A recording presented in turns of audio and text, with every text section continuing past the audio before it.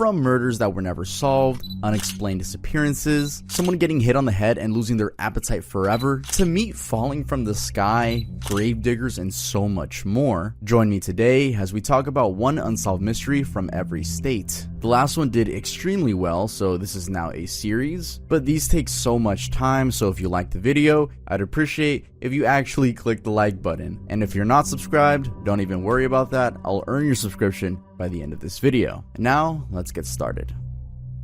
Washington. From brain injury to sudden math genius. Although there's a scientific explanation, there's one really mysterious case from Tacoma, Washington, where a man, Jason Paget, turned into a mathematical genius after being savagely attacked outside of a karaoke bar. Paget said all he recalled was being knocked out for a split second and seeing a bright flash of light. He would later get diagnosed with a severe concussion at a local hospital, though he wasn't admitted. After a while, he began suffering from PTSD and had lots of social anxiety, but then also noticed that he started seeing things differently. He'd see lines connecting things in real time, and also amazingly, this new vision came with a god-level ability to draw mathematical shapes and sketches. Even better still, he suddenly understood complex math, particularly geometry, and even began knowing what he liked or disliked in the math world. This was of course far from his pre-injury mind, where he says he barely cracked pre-algebra math in school and cheated his way through tests. Interestingly, this seemingly puzzling condition turned out to be a very rare case that a psychologist, Bear Brigard, described as the acquired savant syndrome. Basically, the injury lit up parts of the brain responsible for understanding things like math. It still remains quite mysterious how this happens, as there's no controlled way to do it. You can't just hit someone in the head and expect them to suddenly get better at math.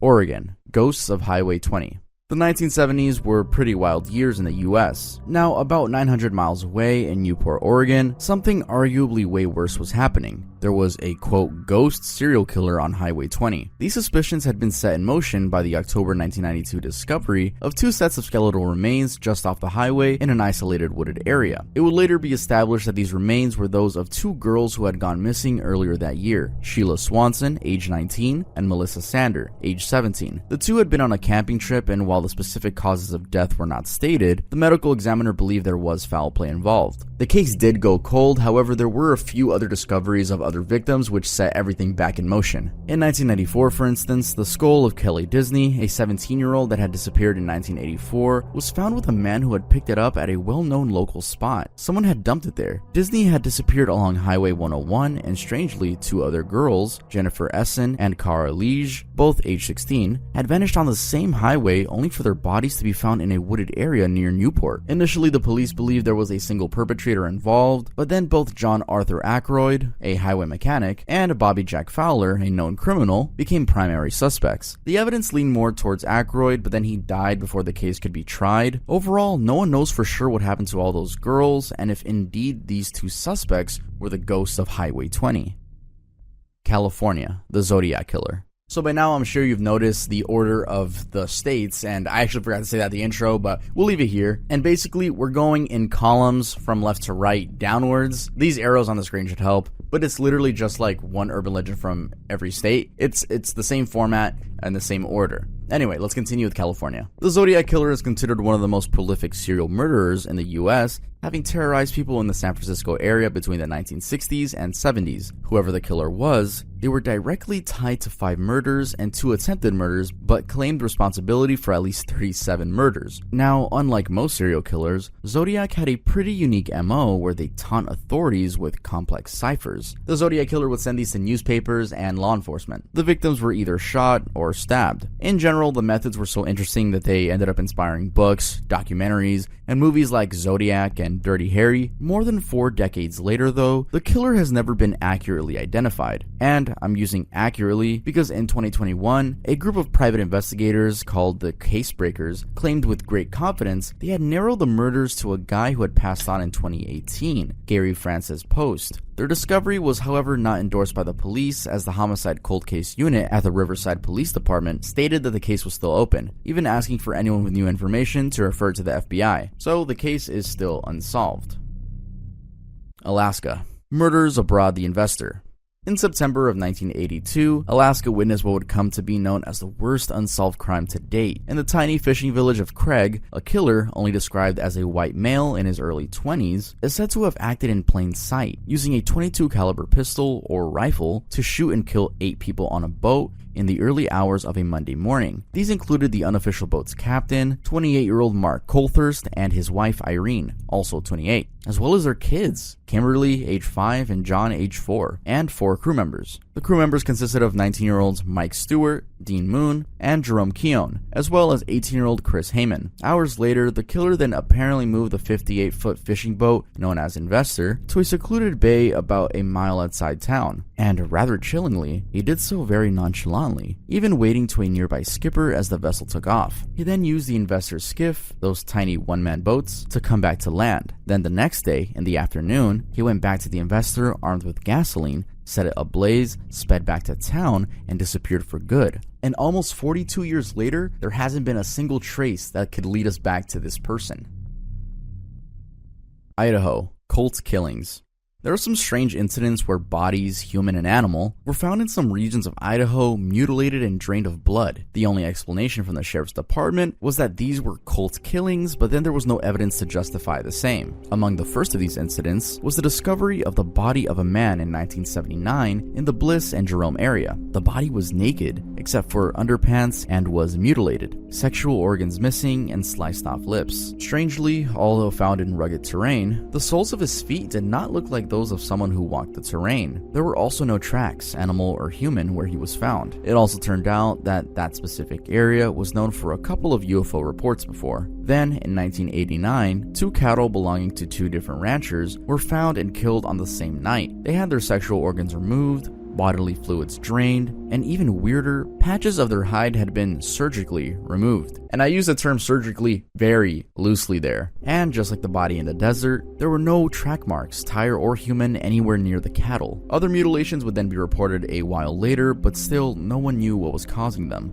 Close to 45 years later, we still have no clue other than the cult killings explanation.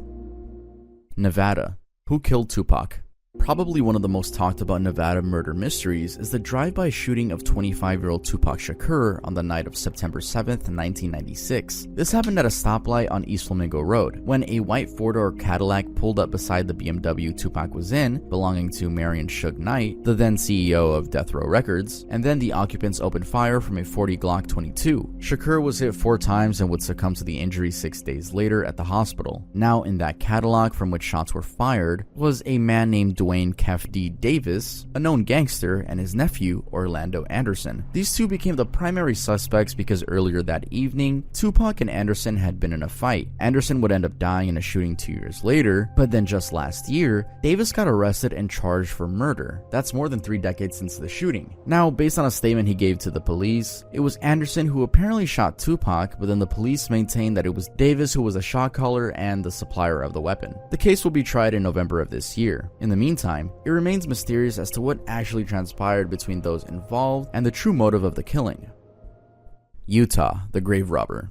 There's a very bizarre story from Salt Lake City where in the 1800s a guy got convicted of grave robbing and was banished to an island where he somehow vanished and was never seen again. The man, Jean Baptiste, was a gravedigger by profession and lived with his wife, Dorothy Jennison. They lived in a small house near the cemetery. Nothing had seemed odd about him until 1862 when one of the men shot and killed for beating up the governor, John Dawson, was exhumed only to be found naked and buried face down. This happened after the man's family, the Clausens, had come to claim his body after it had already been buried by an officer, that officer being Henry Heath. Now, Heath insisted that's not how he buried the man, that man being named Marani Clausen, but Marani's brother would hear none of it. So they started investigating and finally, someone told them to talk to Baptiste. Shockingly, they found the clothing Marani had been buried in, alongside many other clothing articles from about 300 victims. Baptiste begged for his life, and though he wasn't killed, he was banished to a small island that was being used by a family, the Miller family, to feed their cattle. 6 weeks later though, when the Miller brothers went back to the island, Baptiste was gone. No one knew for sure where he went, but it was suspected that he escaped in a makeshift raft and made his way to Montana. The confusion around his escape, or death, had some hunters discovering a human skull around the area in 1890. Then began a legend that his ghost would be seen off the shores on the lake. Pretty mysterious.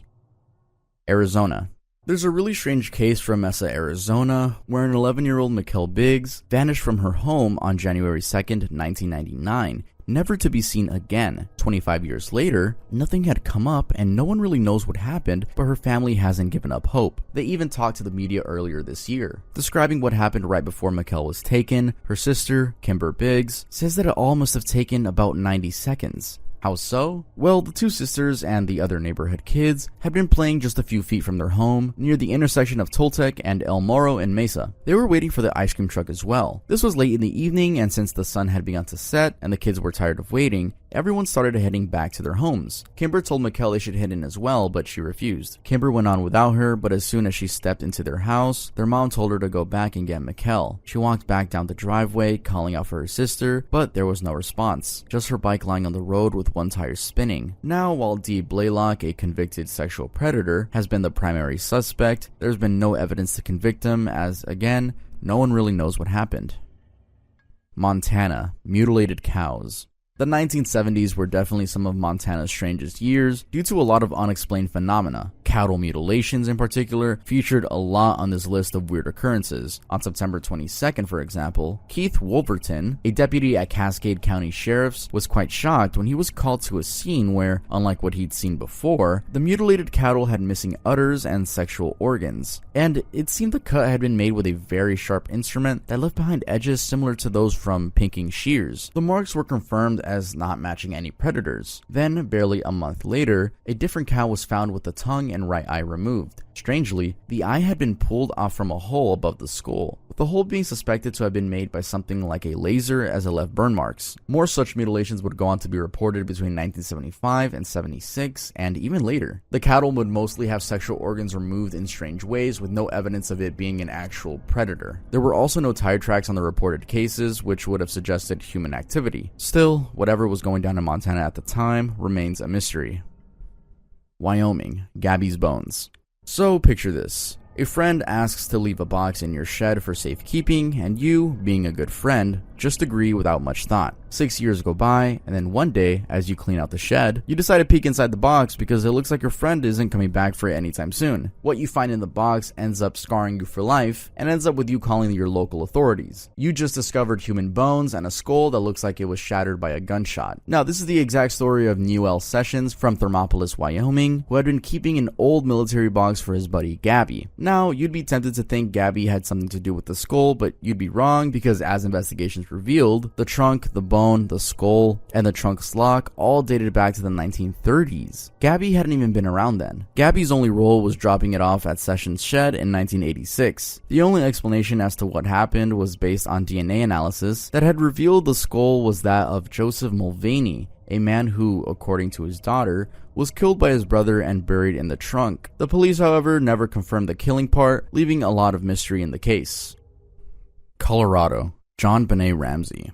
The murder of 6-year-old John Benet Ramsey on Christmas night of 1997 remains one of Colorado's most sinister murder mysteries. That night, around 5:52 a.m., Patsy Ramsey made a 911 call from their home in Boulder, Colorado, reporting that her daughter, John Benet, had been kidnapped. Backing up her claim was a ransom note showing a demand of $118,000. However, about 7 hours later, the strangled, bludgeoned body of the child was found in a storage room in the family's basement. She had extensive injuries, including a fractured skull. Immediately, Patsy Ramsey and her husband, John, became primary suspects. Why? Well, first, they were the parents. And two, the responding officer said the two had weird body language for people who had just lost a child in such a gruesome manner. No convictions were made though, as the case dragged on for years, pointing at different people as possible suspects, including 41-year-old John Mark Carr, who confessed to an American investigator about how he drugged, SA'd, and accidentally killed John Benet, and also Burke Ramsey, John Benet's brother. There was a lot of back and forth between the police department and the district attorney, with disagreements on who to pursue and convict. Still, years later, with 1,500 pieces of evidence and 1,000 DNA samples, no conviction has been made. As recently as 2023, this remains an active case being worked on in a collaboration between the Boulder Police Department, the Boulder County District Attorney's Office, and the Colorado Cold Case Review Team.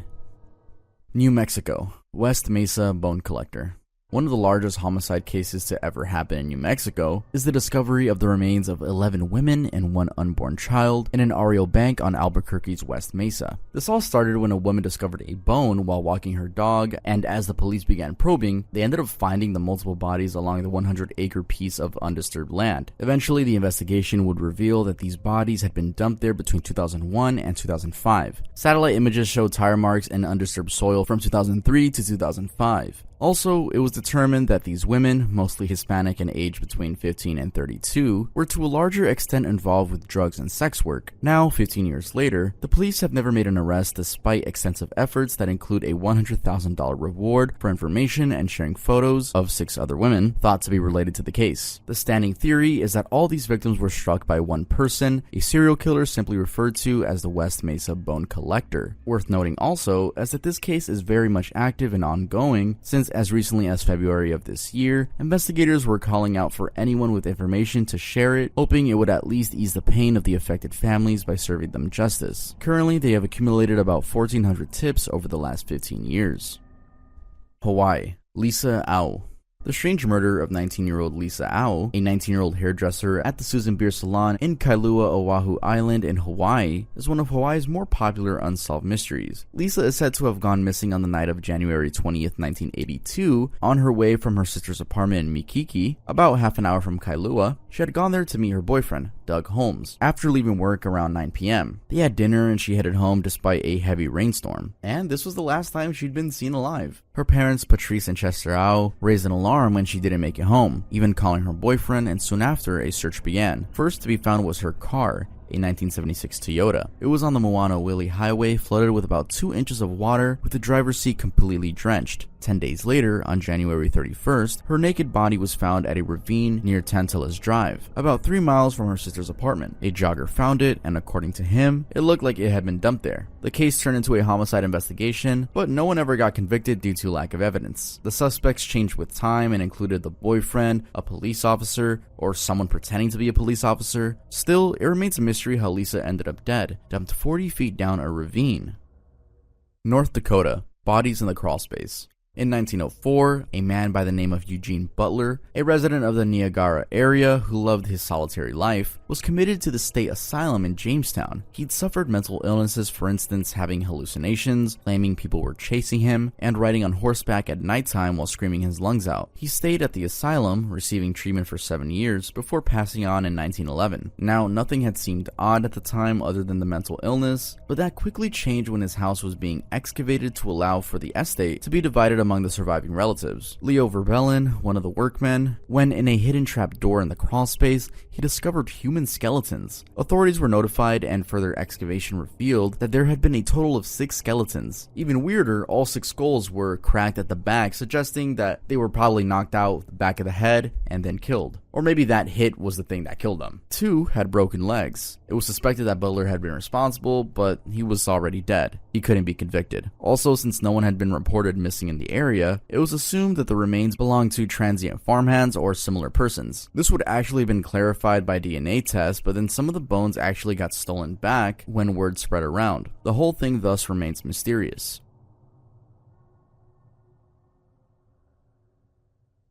South Dakota. The mysterious accident near Lake Andes. On December 11th, 1992, a young couple, Arnold Archambault, age 20, and Ruby Brugiere, age 18, tired from parenting duties, decided to take a break and enjoy the night at a local club scene. They took their baby, who was a few months old, to their uncle for caretaking and then left with their cousin, 17-year-old Tracy Dion, for a night of partying. When they got back the next morning, their uncle noticed they were still drunk, so he asked them to go home first, sleep it off, and then come back for the baby. Sadly, that's the last time he had seen the couple. It turns out that as Archambault took a turn at the intersection of Route 281, the car slid on black ice and overturned. According to Dion, their cousin, she never saw Archambault leave the car and only woke up to Brugiere struggling to open the door and then leave. Dion remained stuck and waited for the rescuers, and though they got her out, by then, Archambault and Brugiere were nowhere to be seen. This was on December 12th, 1992, and for weeks, locals and the police scoured the area looking for the couple, but nothing ever came up. It didn't help also that there were icy waters all around. Lake Andes was just 1 mile away. It wasn't until March of 1993 that the bodies would be found. The first body to be found was Brugier's, and it had been so badly decomposed that a tattoo was the only thing that could be used to identify her. The body lay on a ditch by Route 281. This prompted a further search of the area, and as they pumped water out of a nearby depression, Archambault's was found. It had been buried about 4 feet under the water, but surprisingly, it was way less decomposed than that of Brugier. The case remains unsolved, and it's believed the couple were murdered elsewhere and dumped on the spot. Unfortunately, we might never know for sure. Nebraska, the dead math professor.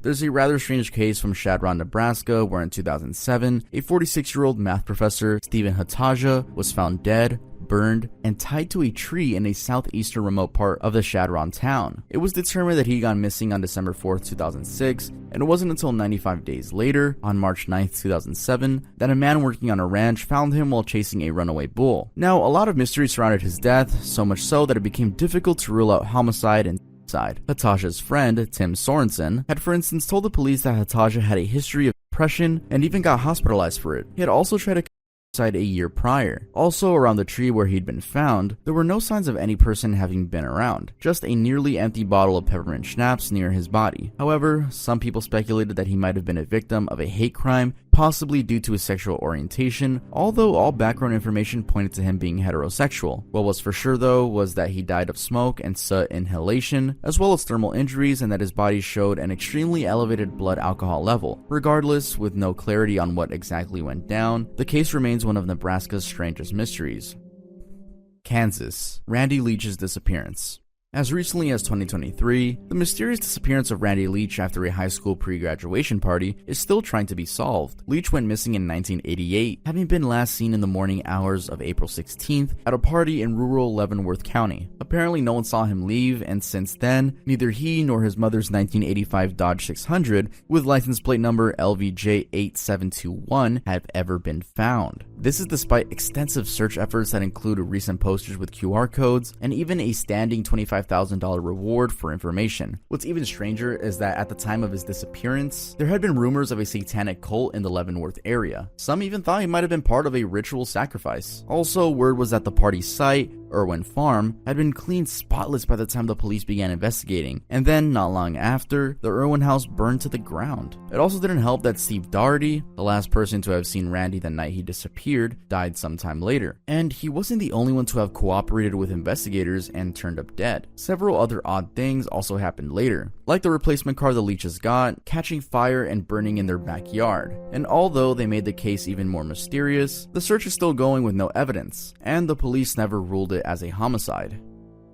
Oklahoma, a family's death in Oklahoman mountainsides. There's a very strange case that happened in 2009 where a family of 3, Bobby Jameson, age 44, his wife, Sherilyn Jameson, age 40, and their 6-year-old daughter, Madison, vanished somewhere in the remote mountains of South Oklahoma. The family had traveled to the Sands Boys Mountains to view a 40-acre plot that they were looking to buy that October and located from their lakefront property in Eufaula. They had actually done the viewing twice, only that the second time they never returned home. As a search ensued, the first thing to be found 8 days later was their white pickup truck, which strangely had their phones, car keys, GPS, and $32,000 in cash. Their dog, Maisie, nearing its death, was also found inside the vehicle. These discoveries caused the search to be intensified, with over 100 men scouring the area with dogs, horses, and even a drone, but still, nothing came up. It wasn't until 4 years later that the skeletal bodies would be found in a remote mountainside, lying face down in the dirt side by side in a line. Till today, no one really knows what happened to them, with speculations claiming all sorts of things, including witchcraft, drug deal gone wrong, murder, suicide, meth use, white supremacists, and even accidental death. Family and friends, however, remain convinced that some sort of foul play was involved. Sadly, we may never find out. Texas, murders at Lover's Lane. One summer night in 1990, a young couple, Andy Atkinson, age 21, and Cheryl Henry, age 22, went to the Bayou Mamas nightclub on Westheimer at South Gessner, Texas. And unfortunately, that was the last time they'd ever be seen alive. They had soon after left for a remote spot in West Houston, known as Lover's Lane. Nothing had seemed odd at first, but then when Cheryl didn't make it back home by the next morning, her family called the police and a search began. The first sign that something was wrong was Andy's white car being found at the 1300 block of enclave with Cheryl's purse and shoes inside. Search dogs were then sent into the woods, and what would be discovered was as shocking as it gets. Andy's body was found near a tree, almost completely decapitated. The killer had then used Andy's golf club and golf balls to point where Cheryl's body was, nearby hidden under wooden boards. The body was naked, with the throat cut and with signs she'd been SA'd. According to the detectives, it seemed Andy had been tied up to the tree first and made to listen as Cheryl was being assaulted and killed before being killed as well. Upon further investigation, it was suspected that the attacker was someone known to them based on a few pieces of evidence such as a knife being used for the murder, and the fact that the killer guided the police to Cheryl's body. The killer's identity, however, remains unknown to date. What's known though is that they were responsible for another murder, an exotic dancer raped 2 months before this young couple was killed. The DNA at both crime scenes matched, but then it wasn't in the national DNA database, so it couldn't be tied to a specific person. Minnesota. The disappearance of Josh Guimond. On the night of November 9th, 2002, at around 11:45 p.m., Josh Guimond, a student at St. John's University in Collegeville, Minnesota, left a party hosted in one of the dormitories, the Menton Court building, never to be seen again. He was last spotted at the Stump Lake Bridge, which is between the building where the party was and his dormitory, St. Mar. This was around 12:15 a.m. More than 22 years later, the search is still on, though he is presumed dead. Last year, he was featured in a Netflix documentary, Unsolved Mysteries, and as more people learned of his story, the police apparently also shared more information and received more tips, but then this also meant that more theories came up regarding his disappearance. For example, after police shared a photo collage of 28 unidentified men from Guimond's computer, some suspected that he might have been exploring his sexuality and thus been killed in an online date gone wrong. Another theory is that he might have been abducted, since within months of his disappearance, there had been multiple kidnappings of young college men who would later be found dead in nearby bodies of water. There are also those who thought he might have accidentally died, maybe as a result of being too intoxicated, and his death covered up by other students. Still, none of these theories carry solid evidence. It's all just speculation. It remains a mystery as to what exactly happened to him.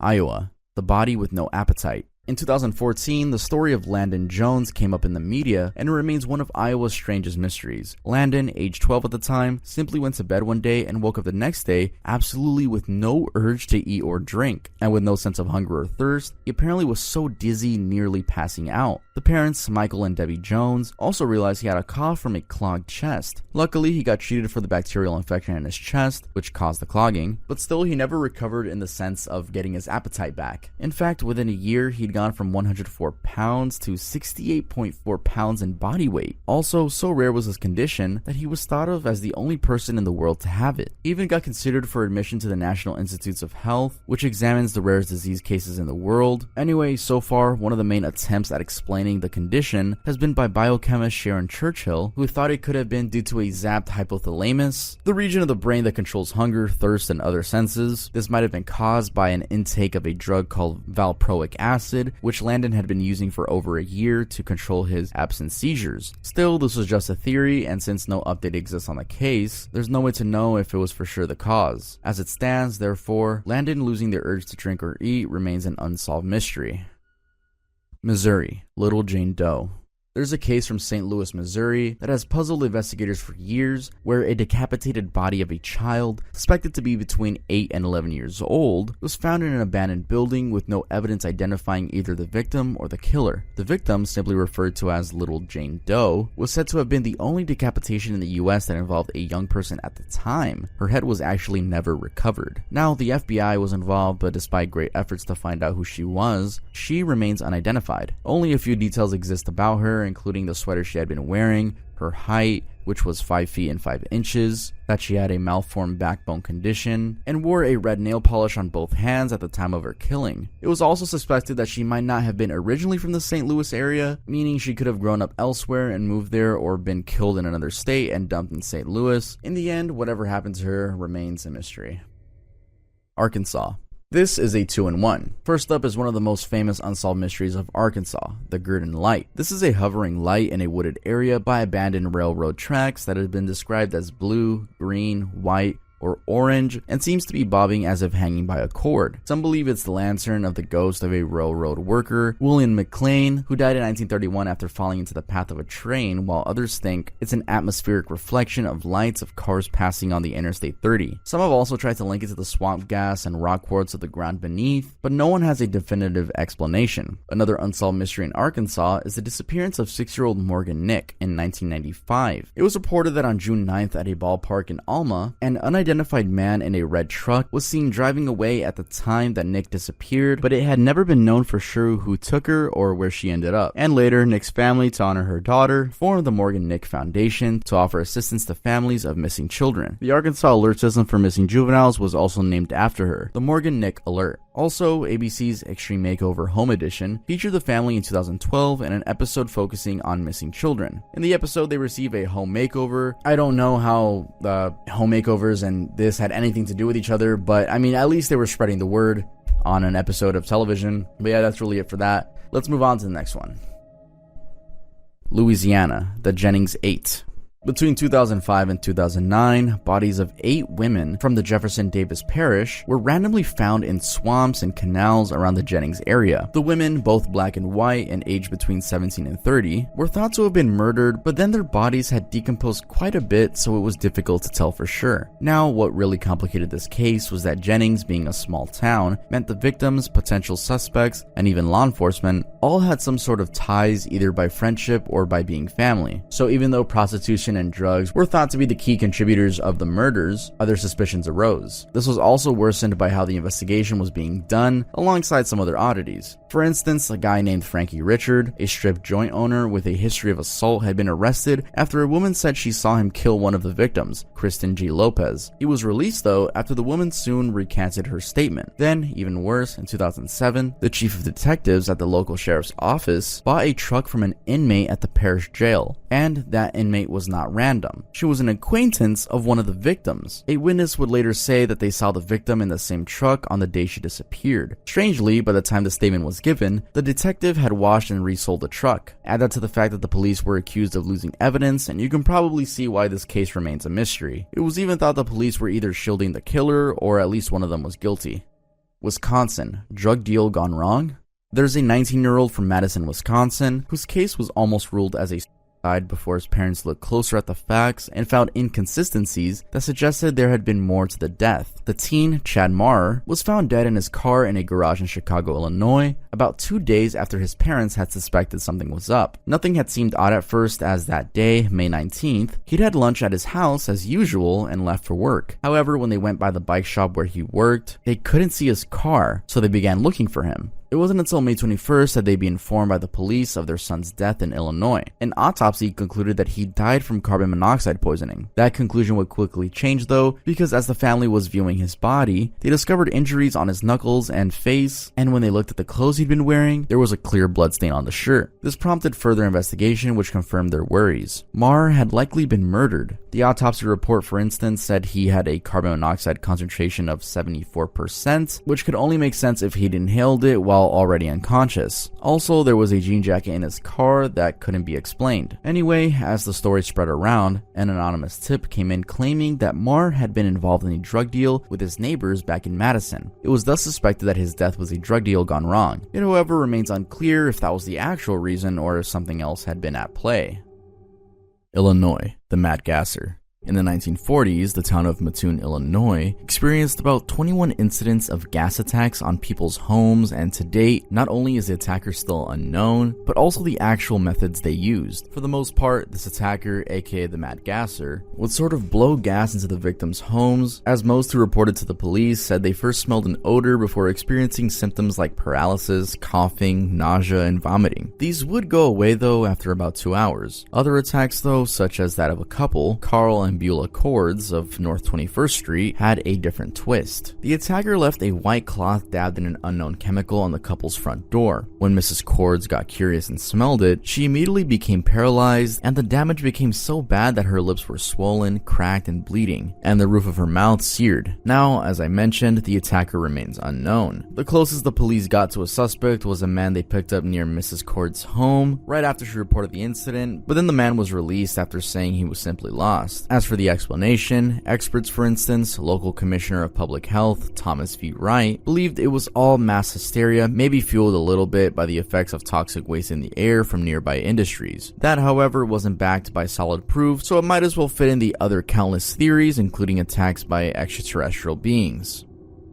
Michigan. There are lots of questionable UFO sightings, and so when the government admits that a particular event really happened and remains unexplained, people feel vindicated. One such case is that of Jack Bushong, who while working at the National Weather Service in 1994, helped track one particular sighting using radar equipment at his disposal. According to him, a report that the government released in 2021 saying indeed they were unidentified objects no one could explain is like a big "I told you so" to anyone who doubted or discredited him. The specific incident he was involved in was back in March of 1994 when people called 911 reporting things in the sky flickering like Christmas lights. The lights, varying between blue, red, white, and green, were from 5 or 6 objects with cylindrical shapes floating around in different counties in Michigan, including Ottawa and Muskegon. Now, although no one knew what exactly was going on, the initial observations by Bushong, including his comments on radar data showing objects hovering, jumping, and moving erratically over Lake Michigan, were discredited by other experts. That's why he felt the report vindicated him. Still, there was no clarity on what exactly those lights in the sky were. Some thought it was a top-secret US aircraft, others thought it was just mass hysteria, and others believed it to be a biblical sign of end times. Before we continue with the list, I do want to say if you haven't liked the video, and if you do like the video, make sure to click the like button. You don't need to subscribe yet. Like I said, you can do that at the end when you know, like,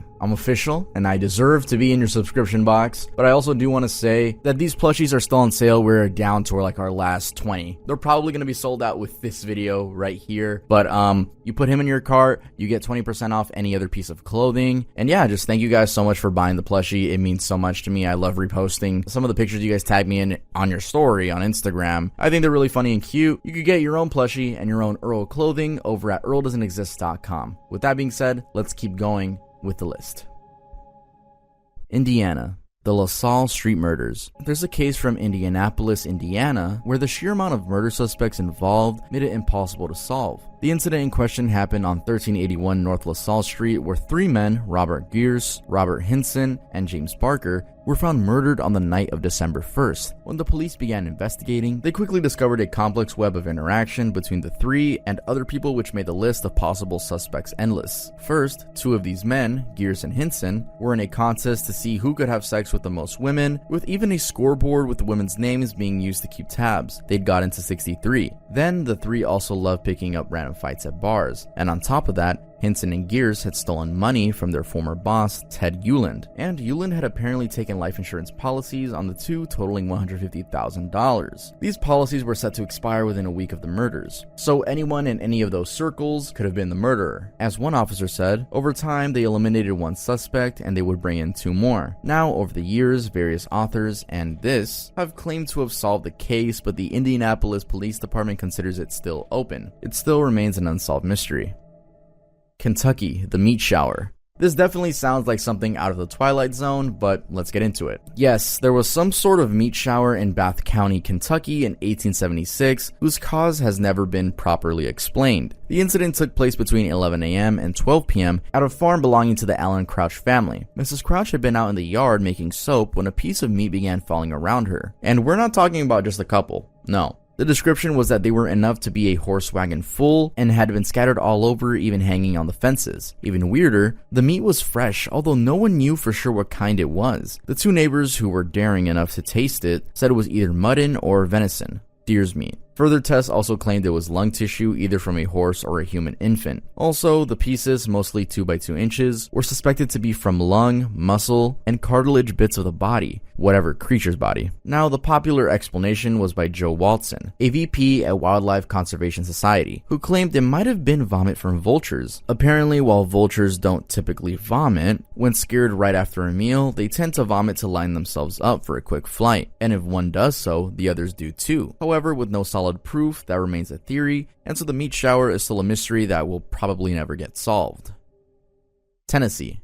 Franklin's only unsolved murder. In the relatively small town of Franklin, Tennessee, there's only one murder that has remained an unsolved mystery 3 decades after it happened. The murder happened at a Hardee's drive-thru along Murfreesboro Road when in February 1991, an unknown man fired at 49-year-old Peggy Cox multiple times at the drive-thru window shortly after he'd been heard making an order on the intercom system. Cox, a widowed mother of 3 who was actually celebrating her birthday that day, had been manning the drive-thru as her son Jude cooked the food in the back. For context, Jude was a cook at the restaurant. Jude said he simply heard gunshots and then saw his mom fall down. Now, what's strange about this case, besides the senseless killing, is that Cox was known as a kind and straightforward person who would never engage in anything immoral. A detective, Matthew Thompson, said that she was well-liked, family-oriented, and taking good care of her kids. It was thus surprising that someone would want her dead. Years later, the case remains unsolved, with part of the reason being that back in 1991, things like DNA technology and CCTV were in their infancy, and so not of much use. The family and investigators remain hopeful, though since they have apparently been receiving tips on the case. Mississippi, the Phantom Barber of Pascagoula. In 1942, Pascagoula, Mississippi witnessed what is arguably part of the strangest crimes in U.S. history. A guy, only described by one of his victims as kinda short and fat, was going around sneaking into people's homes at night and cutting off chunks of their hair as they slept. He mostly targeted young girls and women, and it was suspected that he used chloroform to knock them out because one of the victims, Mrs. R.E. Taylor, told the police she had first felt something vaguely passing over her face and then woke up later feeling ill. The only other victim who was sort of awake when the barber invaded was little Mary Evelyn Bridges, who opened her eyes to a figure bending over her with a shiny thing, suspected to be scissors, and messing with her hair. She's actually the one who described the man as short and fat. Now, while mostly all he did was cut chunks of hair, there was also an incident at the home of Terrell Heidelberg where he turned violent, attacking them with an iron pipe. Anyway, many decades later, no one knows who the Phantom Barber was or why he did what he did. The only suspect in the case had been William A. Dolan, a 57-year-old German man, but he was released after passing a lie detector test. Ohio. Letters to Circleville residents. I think this one might be the most interesting one on this list, and I actually do want to make a solo video on this one. Sometime in the future, I probably will. I'm trying to venture off into doing more solo topics, but I'm also going to keep doing these. I just want to do both. Anyway, you're about to find out why I really like this one. Not saying that I like death or stuff like that. It's just an interesting topic. About 25 miles from Columbus, Ohio, there is a tightly knit small town called Circleville. It has been described as the kind of place where everyone knows everyone else, and with that kind of trust that would allow people to leave their doors unlocked overnight. It was thus very odd when in 1976, out of nowhere, people began receiving letters taunting them with details about their personal lives. This went on for weeks, with most of the letters containing not only threats of violence delivered in vulgar language and obscene art, but also details that only the recipients knew about. And the letters had no return address, and the sender sort of disguised their handwriting by using block letters. Now, while a lot of people were targeted, one family, that of Ron and Mary Gillespie, was particularly singled out. The author accused Mary of having an affair, and although the couple sailed through those allegations, Ron would die a year later in 1976 from a crash suspected to have been instigated by a call from the author. Investigations were intensified as Ron's brother-in-law, Paul Freshore, ended up being sentenced to 25 years in prison. That solved nothing though, because the letters resumed after a while, and even a TV show, Unsolved Mysteries, got one of their own after airing an episode on the case. So the case remains a mystery, as the author of those letters remains unknown to date. Alabama. Dye brothers and their cousin. On the night of March 4th, 1956, two brothers from Fultondale, Alabama, 19-year-old Billy Howard Dye and 23-year-old Robert Earl Dye, and their cousin, 38-year-old Dan Brasher from Morris, Alabama, disappeared, never to be seen again. It's said that they were last seen leaving a relative's house in the rural areas of Jefferson County in a green Ford, a 1974 make. Now, because they apparently were heavy drinkers, no one had immediately thought of them as truly missing. I mean, they had already gained a reputation of disappearing for days on drinking binges, so it wasn't until when they surpassed their usual missing days that everyone became concerned. 68 years later, the case remains unsolved. There has been absolutely no trace of them or their car anywhere. At some point though, there were rumors that they could have been killed or buried under a highway. Alabama 78, just about 10 miles north of Birmingham. Treasure hunters Eugene Gray and Joe Martin had identified an object the size of a car underneath the road, prompting drilling crews supervised by local police to dig up debris up to 27 feet down. They just found metal and rubbery material. Oh, and the police's theory was that the three were probably killed over a long feud over moonshine whiskey. Maine, the Whitebird. In 1927, an aircraft known as this on the screen. Apparently, I always mispronounce something in every video. There's always at least one or two words, but I can't say that. I can't say that one. I'm gonna try, just so I say it, but here you go. An aircraft known as the Loiseau Blanc, or the Whitebird in English, was on a mission to fly from Paris, France to New York in what would have been a daring and historic transatlantic flight. The pilots, Charles Nungesser and Francois Colley, planned to visit the UK, go to the Atlantic Ocean, then Canada before landing in New York. Unfortunately, they never made it. What followed was a wide search that unearthed some evidence, such as people saying they heard them fly over Newfoundland and Ireland, and also that they were heard crashing in Maine in May of that year. Problem though is that both of the pilots and the plane were never found. I mean, there have been claims of bits and pieces being spotted, but no one knows for sure if these were from the plane. In 1947, for example, a lobster fisherman found some pieces that were never officially confirmed by authorities. In 2008, a hunter, Arthur P. Dolan, found some pieces and bones, but again, he never returned to the location or verified if the bones belonged to the missing men. There was even a group that dedicated themselves to a search in 1987, but all they came up with was a wooden stick. Yes, a wooden stick. So, as it stands, the fate of the two men, Nungesser and Colley, remains unknown. New Hampshire, the River Valley Killer. Between 1978 and 1988, there was a serial killer who operated in the Connecticut River Valley, and it actually took a while before investigators figured out that what seemed like random murders were actually connected. First was the discovery of the skeletal remains of 26-year-old Ellen Ruth Fried, and the body of 17-year-old Bernice Courtemanche in Newport, New Hampshire, with both victims showing signs of multiple stab wounds. Between these two victims being found though, 36-year-old Linda Moore was also found dead in her living room in Vermont with 25 stab wounds. Then, just 10 days later, another victim with similar wounds was found in the same area, and it was at this point that investigators confirmed the similarity in the killer's MO. A hunt for the suspect ensued, but then it wasn't after the attempted murder of a then pregnant 22-year-old Jane Borowski in August of 1988 that the killing stopped. A man driving a Jeep Wagoneer had apparently attacked her in a parking lot, dragging her from her car and stabbing her a total of 27 times before speeding off, leaving her to die. Borowski managed to drive to a friend's house and eventually got to the hospital. Both her and the baby survived the attack. She then provided authorities with a complete sketch of the attacker, and mysteriously, that was the last time such attacks took place. Unfortunately, by that point, there had been a confirmed 7 victims and many other potential ones. Authorities seem to still be on the case though, because just 4 months ago in May, several search warrants allegedly related to the River Valley murders were executed in Kellyville, Newport.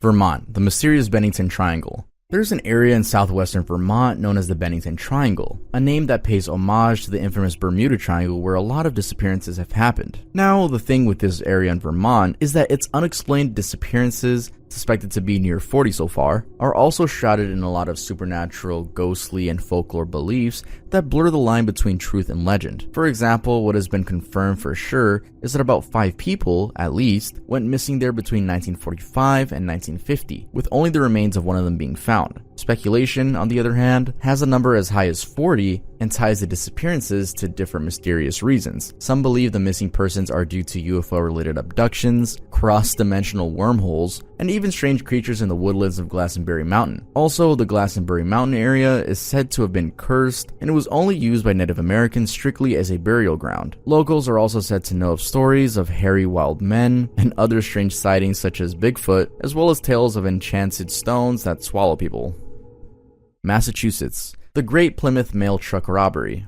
Yes, do you guys appreciate that I said Plymouth and not Plymouth? You know, I was very confused as to a lot of people hating on the way I said Plymouth, but I actually looked it up. I was like, I read it like that looks like it says Plymouth. I'm reading it as it looks. But yeah, I'm gonna say Plymouth now. I get it, guys. Trust me, I get it. I didn't need 1,000 comments telling me that. But one of the most insane robberies in the US took place on August 14th, 1962 on Route 3 in Plymouth, Massachusetts. As reported by newspapers at the time, this was the largest cash heist of all time. The media branded it the Great Plymouth Mail Truck Robbery, and as the phrase suggests, it involves a US mail truck getting robbed. The truck had been on its way to deliver $1.5 million in small bills from Cape Cod to the Federal Reserve Bank in Boston when 2 robbers, armed with submachine guns and dressed as police officers, tied up the driver and the guard and drove around dropping the cash in several places before finally abandoning abandoning the truck, which yes included the tied up driver and the guard, in Randolph along Route 128. Interestingly, the robbers were never caught despite great efforts by the US Postal Inspection Service and the FBI. I mean, the two bodies aggressively combed New England for clues, even instituting a near total surveillance and harassment on all known robbers in the Boston area. There was also a cash reward of $50,000 for any information leading to arrest, even if the suspects got killed in the process. A further $150,000 was also offered in case the cash was recovered too. All those efforts bore nothing though, and with the 5-year statute of limitation about to expire, that's the maximum time after which an event can be prosecuted. 4 people got indicted by a federal grand jury. 1 escaped, but then even the 3 that went to court were later acquitted. So it remains a mystery as to who was behind the robbery of what would be about $15 million in today's money. Rhode Island, the disappearance of Adam Emery. The case of Adam Emery is considered one of Rhode Island's most sensational murder cases just because of how bizarre things went down. So, on August 30th, 1990, at about 9 p.m., Emery, his wife Elena, and another couple had stopped for dinner at a local seafood stand in Newport when suddenly a car zoomed by and sideswiped Adam's car. The car in question sped away, but Adam was not about to let it go. He began a chase and eventually caught up with a Ford LTD, which he believed had caused the damage. He managed to get the driver to stop and immediately walked to the car. He took out a knife and began slashing the driver, 20-year-old Jason Bass. Then, one stabbed through the heart, and Bass's life was taken. Now, of course, Adam got arrested and the case went to court, but then the crazy part was that he got the wrong car. A paint test on the Ford LTD showed it had been in no way close to Adam's car. That didn't matter though, because either way, Adam had killed someone and was found guilty of the crime of second-degree murder. Things got crazier though, because while out on bond and awaiting to go in for sentencing, Adam disappeared. His car was found on Newport Bridge with the lights on and the engine running, but neither he nor Elena were around. Elena's body would later be discovered in the Narragansett Bay, which sits 219 feet down from the Newport Bridge. This led some to believe that the couple had jumped to their deaths, but then Adam's body was never recovered. He thus remains a wanted man by the FBI and is suspected to be somewhere in Italy. Connecticut, the graves of New Haven Green.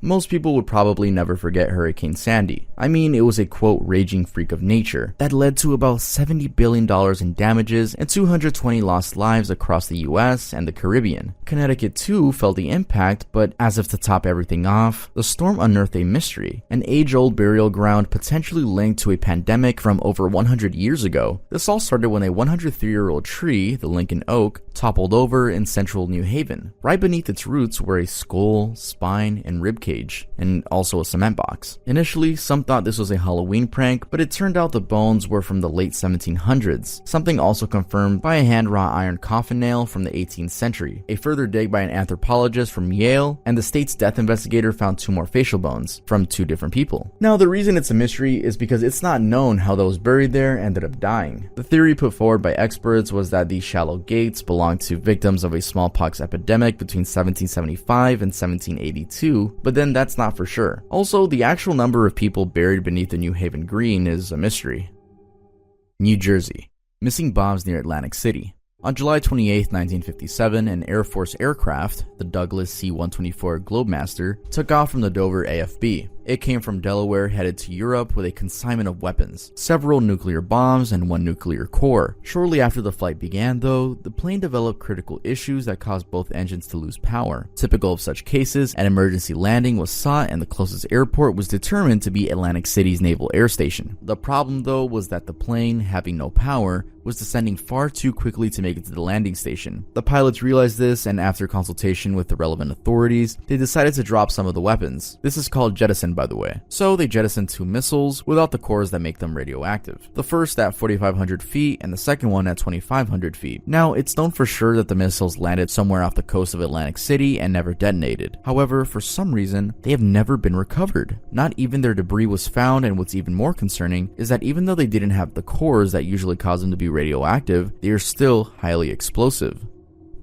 New York. Mayor of 2nd Avenue murdered. Popular among New York's mysterious murders is the case of Abe Lebuel, also fondly known as the mayor of 2nd Avenue. That's the title he'd earned from being a revered local business owner in the East 10th Street and 2nd Avenue area with a reputation for his generosity and good food. His services were apparently very indiscriminate, as he dealt with both the rich and poor, for instance, hosting big names like Jon Stewart and Muhammad Ali, while also ensuring the homeless people on the nearby streets were fed or didn't spend winter time out in the cold. It was such kindness that made Abe, a Holocaust survivor, not only achieve his American dream, but also win over the neighborhood. Now, unfortunately, Abe met his ultimate death on the morning of March 4th, 1996, when sometime before 9 a.m., as he sat in the deli's van outside the NatWest Bank where he'd gone to make a cash drop, someone accosted him, got in the van, dragged him to the back, and shot him 3 times. The killer took off with $12,000 in Abe's wallet. Abe managed to get out of the van and was taken to the hospital, but died an hour later. To this day, it remains a mystery as to who was responsible. That's despite the gun that was used, a .25 caliber Raven pistol, being found outside Central Park a day later. Pennsylvania, the boy in a box. According to 6 ABC News, one of the highest profile unsolved mysteries in Philadelphia history is the case where the body of a little boy was found in a box and dumped on the side of Susquehanna Road in Fox Chase. This happened in 1957, and despite extensive efforts by police officers in Philly, the boy remained unidentified. And also, rather sadly, no one came forward to claim the body. Even worse still, without much evidence to work with, the boy's killer had never been identified. The only positive note to the whole thing had been that in 2017, a historic marker was placed in Philly in honor of the boy, courtesy of Eagle Scouts and Vid OCQ Society. According to Nicholas Kirschbaum of the Scouts Troop 522, their hope in the marker was that it would spark interest in the case again and maybe bring in more leads. In 2022 though, 65 years later, while more leads never came in as Nicholas had hoped, the police were able to make a breakthrough in the case using modern DNA technology. Apparently, they uploaded his DNA to genetic databases and traced it back to the mother's side of the family. Finally, the boy had a name, Joseph Augustus Zarelli. He was born in 1953, which would make him 4 years old at the time of his death. And also, interestingly, he had 3 other siblings who might be alive today. The police, however, never released the mother's name out of respect for the 3 siblings. Now, all that said, a lot of mystery still surrounds the case, including who killed Zarelli and why. Delaware. John Jack Wheeler III in a dump site.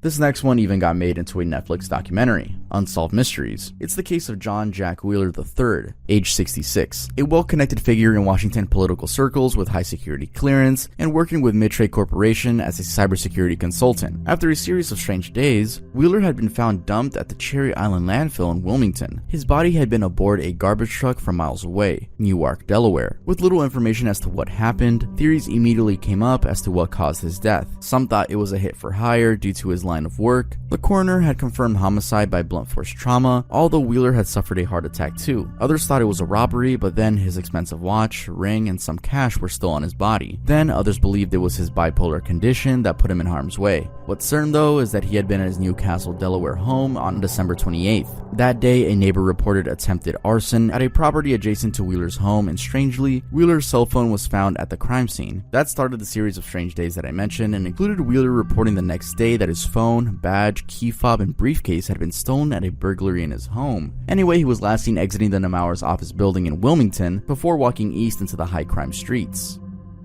Maryland. Where's Bradford Bishop? In March of 1972, Ronald Brickhouse, a ranger, went to investigate a bushfire just a few miles south of Columbia, North Carolina. What he found, though, were 5 smoldering bodies, 2 women, and 3 young boys. This was the beginning of a case that would later reveal 39-year-old William Bradford Bishop Jr., a former U.S. Foreign Service officer, as the killer behind several of his own family members: his wife, Annette Bishop, his mother, Mrs. Lobelia Bishop, and his 3 boys, William Bradford III, Brenton, and Jeffrey. They were all killed at their family home in Bethesda, Maryland, with the wife being the first victim, then Lobelia, and then the 3 boys who were bludgeoned to death as they slept in their upstairs bedroom. It's believed this took place moments after 7 p.m., with Bradford then piling the bodies in his 1974 Chevrolet station wagon, filling the tank, and driving 275 miles to a wooded swamp area in Columbia where he tried to burn and dump them. Now, what's weirder here is that after all that, Bradford completely vanished. He was never seen again. The Chevy wagon was found abandoned in Elkmont, Tennessee, 400 miles from where he dumped the bodies. Despite an extensive search and even having been on the FBI's 10 most wanted fugitives list, 47 years later, he's never been caught.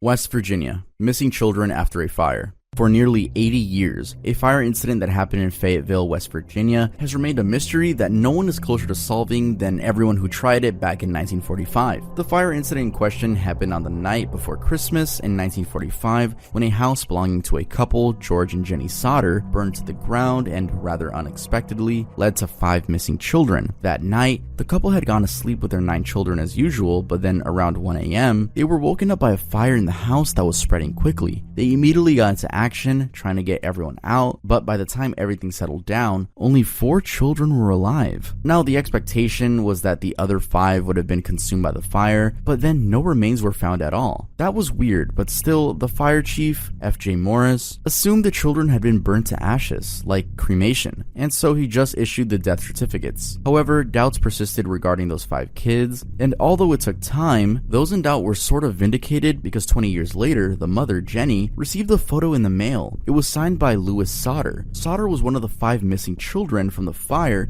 and was age 9 at the time of the fire. So the question then became, where did the 5 children go after the fire? And did they all make it out alive? That is what remains a mystery. Virginia, Colonial Parkway murders. Between 1986 and 1989, along the 22-mile Colonial Parkway near Yorktown, Williamsburg, and Jamestown, a total of 8 people got murdered by an unknown person, and 35 years later, the case remains only partly solved. The victims were all young people in their teens and 20s, and strangely, all 3 double homicide incidents involved couples. However, that might not be particularly strange because the location, Colonial Parkway, apparently had extremely long isolated stretches with no streetlights, which made it very popular among young lovers looking for some alone time. Now, when it comes to the causes of death, there was variation among the victims, with some being strangled, some stabbed, others shot, and some showing stab wounds. These differences were claimed to have made the police differ as to whether they were dealing with a serial killer or multiple killers. Regardless of the type of killer though, what was known was that most of the murders would take place in the lovers' cars, and interestingly, the killer or killers would then drive the vehicles away from the murder scene. Also, none of the victims showed any signs of SA. Now, like I said, this case is partly solved, and that's because in January of this year, authorities announced they were confident that 2 of the murders, those of David Knobling and Robin Edwards, could be linked to 33-year-old Alan Wade Wilmer Sr., a local fisherman and tree maintenance guy. Wilmer died in 2017 though, so he couldn't be prosecuted. As for the other victims, as it stands, it's still not known who killed them, how, or why they were killed. North Carolina, disappearance of a ship's crew.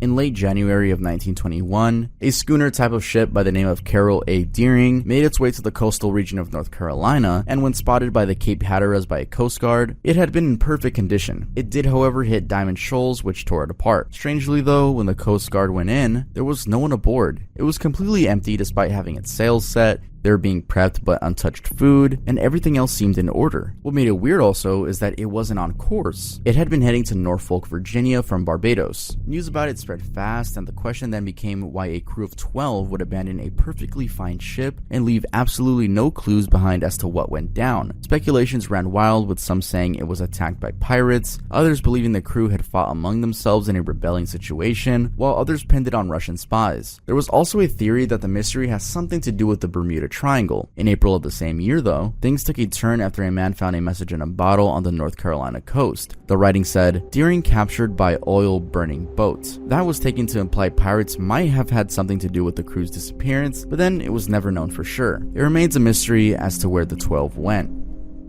South Carolina. On the Friday of May 16, 2003, in the town of Greer, South Carolina, a lady by the name of Sylvia Holtzclaw, a bank employee, had been alone inside the Blue Ridge Savings Bank just off Highway 58 when a couple, Ed and Margaret Barnes, walked in at around 1 p.m. About 30 minutes later, the police responded to a silent alarm, which meant a robbery had been in progress. Surprisingly, nothing was odd outside, and when they walked in, the bank was empty with no customers or employees. That quickly changed though, because as they walked down to the back hallway, they found 3 bodies, Sylvia the employee and the Barnes couple. They had been shot dead in the break room. Also, cash was missing from the cash drawer, and the VHS tape, which would have captured the entire crime, was also missing. This was the genesis of a very strange case where no real answer would ever come out. At the time, the police had only managed to find some footage from a nearby gas station, and all it showed was a red car, an Oldsmobile Alero driving away from the bank around the time the robbery took place. Then, Rather strangely, when they spotted an Alero with similar specs about 2 years later at a traffic stop in Georgia, the driver killed himself before he could be questioned. The case therefore remains unsolved, despite the standing reward of $100,000 for anyone with information that could help catch the killer. Georgia, the Bleeding House. In 1987, at the corner of Fountain Drive and Morris Street in southwest Atlanta, lived a couple, Minnie Winston, age 77, and William Winston, age 79. One evening on September 8th, just before midnight, Minnie, while stepping out of the shower, discovered spatters of blood all over the place. Bathroom, bedroom, kitchen, basement, and every hall. She called her husband, who was in bed, to come take a look, and then, concerned over what had really happened, they called the police. At first, homicide detective Steve Cartwright thought it was animal blood, but then they had no pets at all. The police also thought it was William's blood, as he'd been using a dialysis machine, but then his blood type, and Minnie's too, was A, while the one on the floor was O. With no solid direction of evidence, the case then began being clouded with mystery, and this was worsened by the fact that the blood was not submitted to the state lab while fresh. It couldn't be ruled out as either being from a human or an animal. The police never clarified if it was a hoax or a crime, and never mentioned anything else about where the blood came from. So as it stands, this remains an unsolved mystery. Florida. Mary Reeser's spontaneous combustion.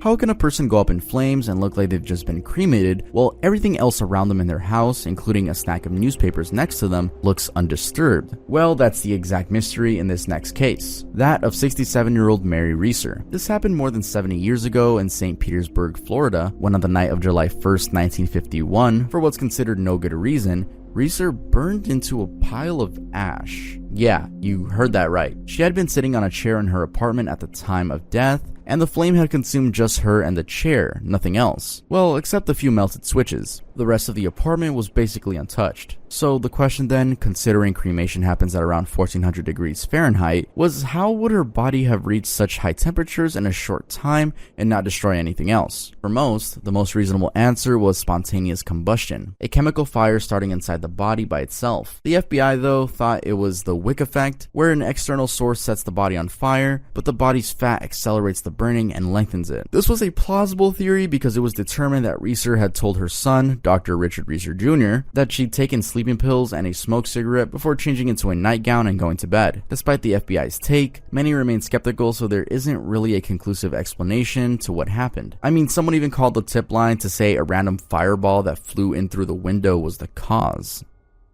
Alright guys, that was it for this video. If you're not subscribed yet, I know I earned your subscription actually, but make sure to subscribe. Make sure you hit the subscribe button, make sure to leave a like. This one took a long time to record, so I hope you guys really appreciate this one.